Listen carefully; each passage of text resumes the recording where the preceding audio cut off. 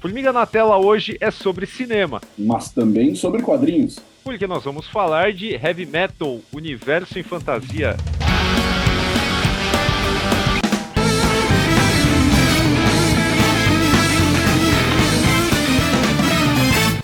Atenção! Estamos interrompendo esse programa para um aviso de suma importância para todos aqueles que são entusiastas, fanáticos e fanáticas por ficção científica. E aí, pessoal, vim aqui informar que as inscrições para o próximo workshop do Formiga Elétrica já estão abertas. Dessa vez o tema será a ficção científica Eu Sublime. Eu vou ministrar esse workshop que acontecerá no dia 27 de setembro, às 8 da noite, e será online e ao vivo. A ideia do workshop é mergulhar nesse conceito de sublime na ficção científica e também explanar como alguns diretores, artistas, escritores e escritoras conseguem ultrapassar o patamar do senso de maravilhoso, do senso de deslumbramento e atingir esse outro patamar que é o sublime, tanto nos universos microscópico, mesoscópico e macroscópico. Então, se você curte ficção científica e quer mergulhar a fundo nesse tema, basta fazer sua inscrição através do link na descrição desse vídeo. Valeu, até mais!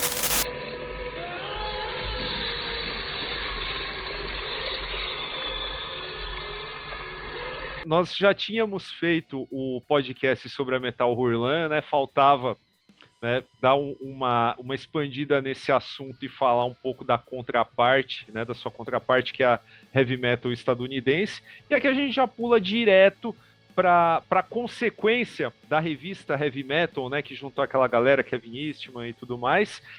E a animação, ela é um clássico por diversos motivos, né? Não apenas porque quebrou inúmeras barreiras, embora a animação adulta ela não fosse exatamente uma novidade em 1981, até porque 72 já houve um longa-metragem, né, adaptando o Fritz do Robert Crumb.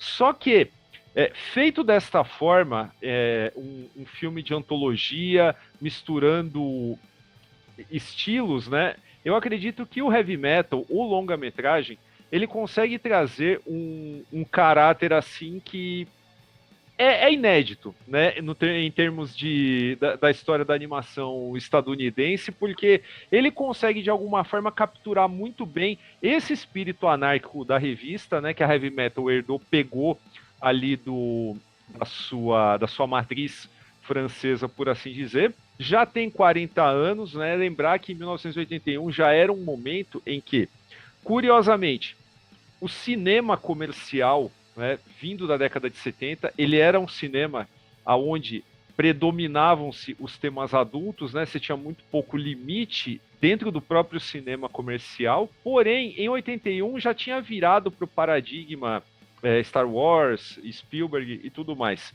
O heavy metal, ele é meio um meio de campo muito estranho, né, estranho que eu digo é porque ele é uma exceção dentro desse mercado, porque ele pega essa permissividade dos anos 70, né, que já estava se perdendo, mas ao mesmo tempo que ele captura esse maior espaço da fantasia nas telas, só que ele faz com uma liberdade que jamais, né, um filme de grande orçamento teria, principalmente naquele momento. E o bacana é que, além de juntar vários caras que meio que tinham sua carreira entrelaçada entre cinema e quadrinhos, o caso do Dan O'Bannon, né? Para quem não sabe quem é Dan O'Bannon, nós já fizemos aí o vídeo sobre A Volta dos Mortos-Vivos. O Dan O'Bannon é responsável por Alien. O cara, ele escreveu a história que o Moebius ilustrou, que virou um pouco a matriz do que seria Blade Runner, que nós vamos abordar aqui porque ela está presente na antologia Heavy Metal, o filme. E mais importante, né, cara, 40 anos é tempo pra caramba pra você chegar, revisitar uma obra e falar, continua legal, envelheceu bem pra caramba, né, e a gente aproveita também para fazer uma homenagem um tanto tardia ao Gerald Potterton, né, que é o diretor do Heavy Metal, que faleceu há pouco tempo, aí, em agosto de 2022, com 90 anos, né, um inglês, só podia, né, ter o dedo de um britânico aí no meio, que morava no Canadá.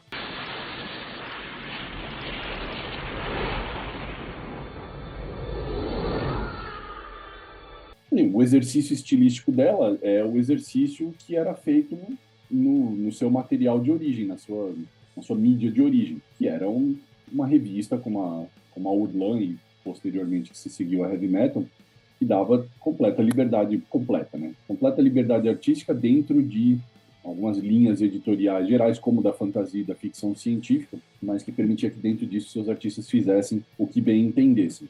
A data de 1981, ela é notável porque é o que você bem mencionou, a gente já estava passando por um processo de transição em que nos quadrinhos esses temas já estavam não perdendo o fôlego, mas eles já estavam devidamente assentados e eles já não provocavam mais o mesmo choque, né? É importante a gente pensar que no começo, assim, a gente está falando de 81, não muito tempo depois, a própria Metal Hurlan já começaria a enfrentar as suas primeiras reais dificuldades de se manter, ela mudaria muito as suas características internas, editoriais, assim, mudança de pessoal, autores clássicos que iriam embora, outros autores que chegariam, mas assim, com uma cara completamente diferente.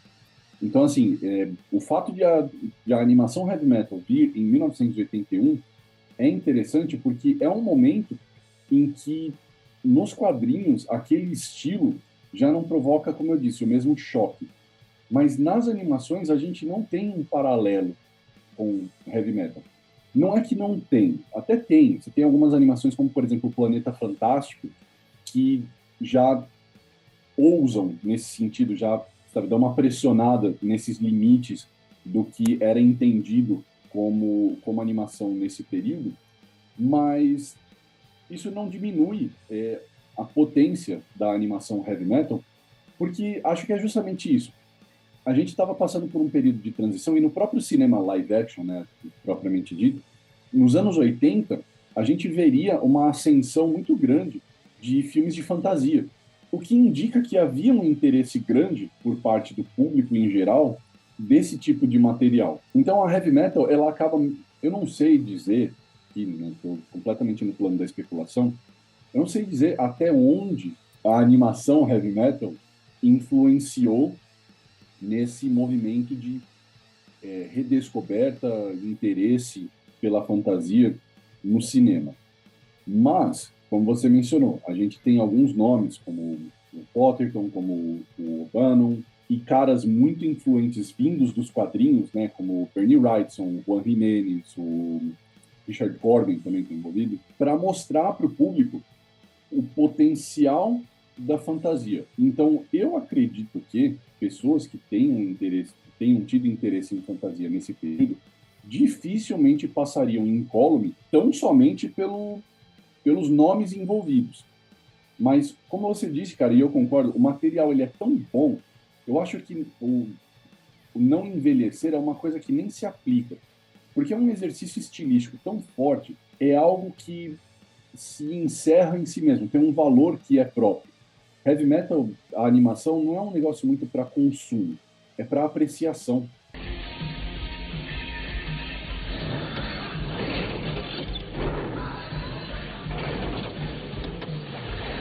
O que é bacana na produção da heavy metal é que ele estava caminhando meio que entre o alternativo, né? Afinal de contas, os quadrinhos, eles sempre, naquela época muito mais, né? Caminhando ali naquela arte marginal e tal, isso aqui é apelativo, e era mesmo, né? Mas era uma resposta à própria caretice do mercado editorial, sabe? Você levar esse espírito de pé na porta, pô, vamos colocar um monte de violência, vamos colocar gore, vamos colocar nudez aqui num longa-metragem de animação, num mercado que ainda via animação, tal como via os quadrinhos, como um produto direcionado para crianças, é um negócio muito, muito louco, cara. E quando a gente pensa que, eu falei que ele caminha entre o alternativo e o comercial de um jeito muito louco, é por causa do envolvimento de caras que depois explodiriam num mercado assim completamente mainstream, como o caso do Ivan Reitman, o John Candy faz vozes, tal, toda aquela galera do National Lampoon, para quem não sabe, né, era um grupo de comédia, né, que tinha uma revista parecida com a Mad. Esse grupo da National Lampoon era um povo que consumia cultura, sabe? Não era um bando de idiotas que só queriam, sei lá, alavancar suas carreiras pro cinema depois, né? Como alavancaram. Eram pessoas, sabe, que estavam ligadas nessa tendência dos quadrinhos, né? Num momento em que pegava mal. você falar que, eu gosto de quadrinhos, vamos fazer um filme que tem a ver com quadrinhos e tudo mais. Embora aqui, se alguém tinha dúvida sobre a influência do O'Bannon e do Moebius sobre Blade Runner, que é um clássico indiscutível do cinema, cara, pega o Long Tomorrow e pega o Harry Canyon, aqui do Heavy Metal. Não tem absolutamente como você falar que, sabe, o Ridley Scott não viu esse material, porque viu e utilizou isso. Aliás, o Moebius, apesar de não ter um envolvimento direto com esse longa também, o espírito dele permeia tudo, né? Porque além do Harry Canyon, você tem o último segmento, que é o da Tarna, que é descaradamente, né, um louvor ao Arzak, né?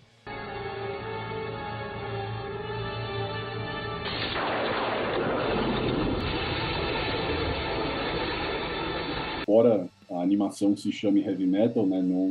O Heavy Metal não está na trilha sonora, com exceção do Black Sabbath, que são os inventores do bagulho. Quando eu digo que deixei de te amar, é porque eu te amo. Mas assim, mesmo que não seja uma trilha de Heavy Metal, o espírito, por assim dizer, tá ali, porque quando o Black Sabbath surge com o Heavy Metal, ele surge com o Heavy Metal, um estilo de música que é um estilo, por definição, iconoclasta. E muitas das bandas que estão ali presentes, de alguma forma, são iconoclastas, romperam padrões, como a Stevie Nicks, o Sammy Hagar, o Blue Oyster Cult. E isso tem muito a ver com essa ligação. Isso é uma interpretação minha, mas eu justifico.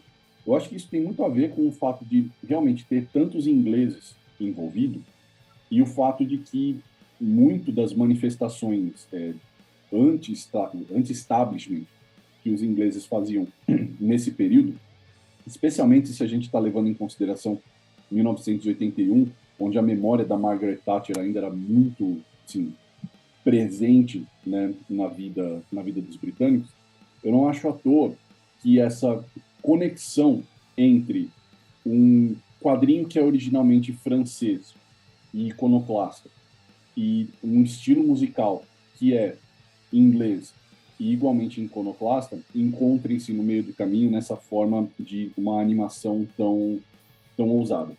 E eu digo isso não à toa, mas assim, para que o amigo espectador note que ela tem um valor que vai, inclusive, além das próprias animações, porque, como o Daniel disse, e eu concordo, ela é uma animação, para o seu tempo, desafiadora. Talvez esse aspecto em particular ele tenha se perdido, porque dentro de um contexto histórico, para nós, isso já é algo distante. Não por nada, mas eu duvido que se a gente estivesse falando isso aqui, se a gente não estivesse falando isso aqui, o amigo espectador que visse essa obra fosse levar isso em consideração, porque não é algo que está intrínseco ali.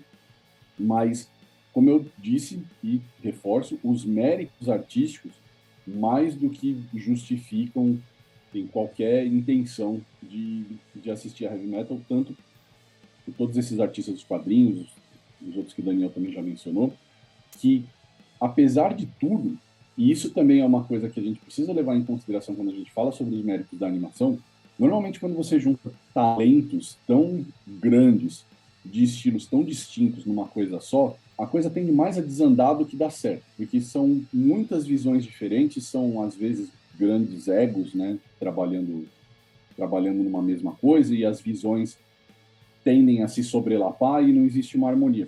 E isso não acontece na Heavy Metal. Você tem grandes artistas, cada um colocando, assim, a sua própria persona ali, mas louvando um estilo, uma ideia que é oriunda de um mesmo material fonte, que é a própria Metal Hurlan e a Heavy Metal, e tudo funciona, tudo dá certo. E você consegue ver ali não um padrão, porque, né, isso seria paradoxal, contraditório, né, dessa relação iconoclástica que a gente mencionou até agora, não um padrão, mas uma coesão. Você consegue ver uma coesão, né, na animação da Heavy Metal. Okay, sucker.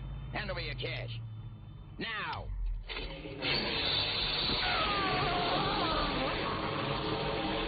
Aliás, é importante avisar, né, quem não viu nosso programa sobre o Richard Corbin, né, acho que faz um paralelo bacana, afinal de contas, o Den, que a gente falou bastante naquele programa, né, ele é um dos segmentos aqui. Aliás, para quem não sabe, né, o Heavy Metal ele tem essa liga entre os episódios, né, que é o Lochnar, que que é uma esfera verde brilhante que viaja pelo espaço e tudo mais, a soma de todos os males e tal. Mas o legal é que a gente pegar a ficha técnica da Heavy Metal aí com todos os caras que ou estão envolvidos diretamente ou tiveram suas histórias adaptadas e tal, como o próprio Corbin, o Bernie Wrightson.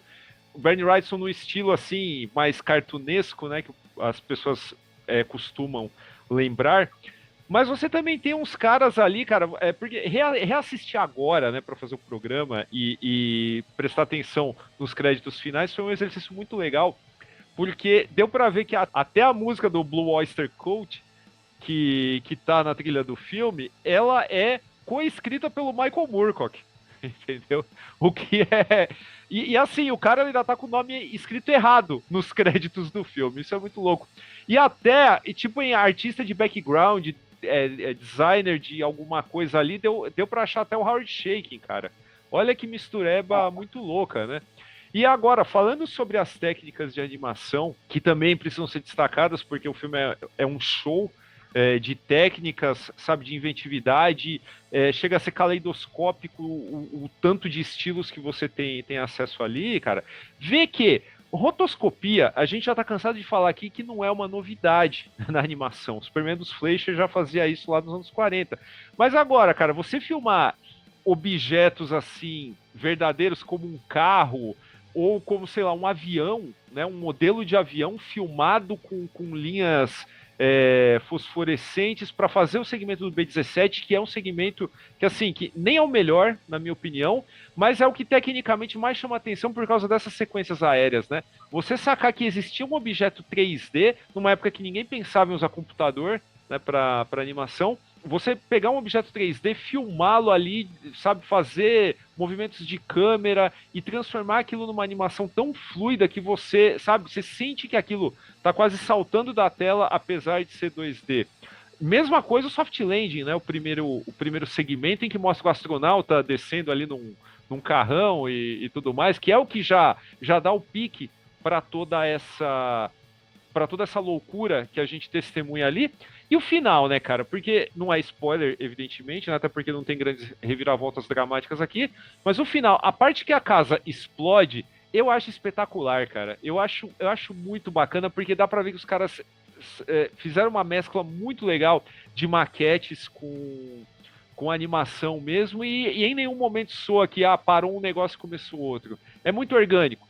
Né? Então é aquilo que a gente sempre fala, né? Muitas vezes não é o recurso tecnológico foda, o CGI mais avançado e tal, é como o efeito especial ele se mescla à narrativa.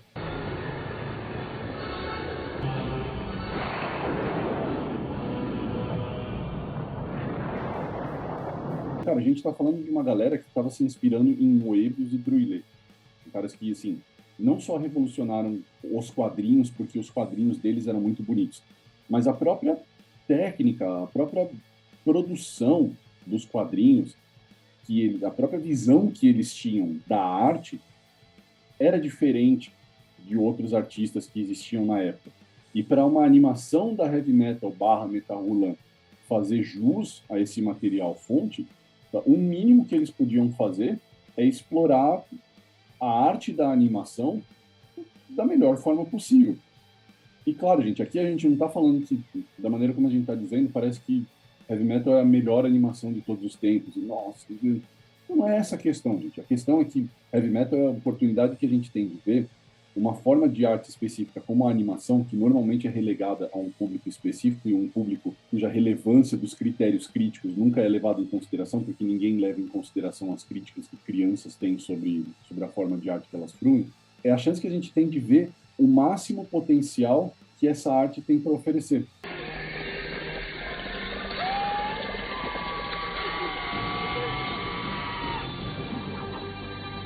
Em 2000 saiu uma continuação, tá? Mas é muito inferior à original, é só uma celebração da imagem da Julie Strain, que já tinha se casado com o Kevin Eastman, mas isso é uma outra história, tá? Vejam como curiosidade somente, tá? Eu nem tenho nada para falar disso aí. Ah, não. Se você ainda não é inscrito ou inscrita no canal, por favor, faça isso agora. dá um like, comenta, compartilha, ativa o sininho para ser notificado ou notificada a cada novo vídeo. Não esqueça que Formiga Elétrica tem uma campanha de financiamento coletivo e recorrente no Apoia-se, apoia.se/Formiga Elétrica. Vê se você quer entrar lá, ajudar a gente a aumentar nossa qualidade técnica, expandir nosso conteúdo e muito mais. Tem programa de recompensas para apoiadores, é muito legal. E fora isso, nossas redes sociais, Facebook, Twitter e Instagram, onde é @formiga.elétrica. Não esqueça de acessar também o Formiga Cast no Anchor ou no Spotify. Vai ao ar uma vez a cada 15 dias. E é isso. A gente volta na próxima quarta. Valeu!